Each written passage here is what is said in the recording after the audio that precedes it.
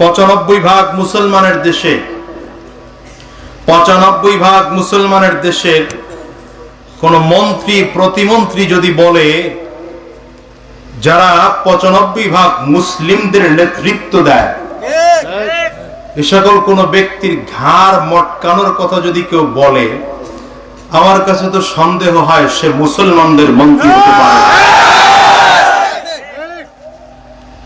আরে বাংলার জমিনে কেউ যদি মুসলমানদের প্রতিনিধি না হয়ে বেঈমানদের প্রতিনিধি হয়ে মুসলমানদের ঘাড় মটকাতে আসে, কসম করে বলে রাখলাম বাংলার 95 ভাগ মুসলমান তার ঘাড় মটকিয়ে দিতে পারে।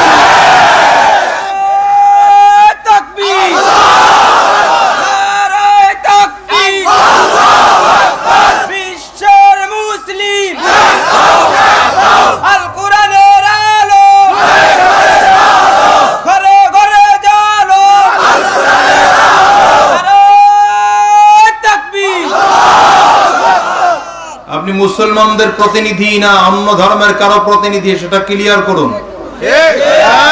যদি আপনি অন্য কোন ধর্মের প্রতিনিধি হয়ে থাকেন, আপনার সাথে আমার কোনো কথা নাই।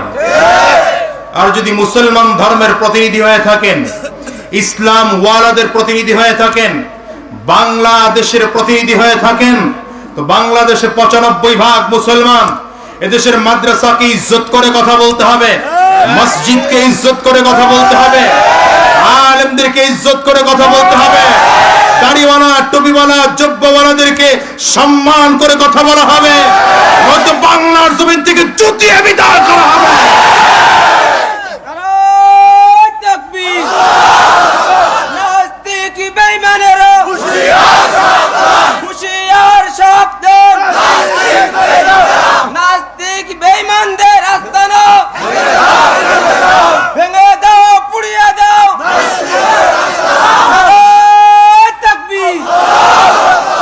কথাগুলো কেন বললাম?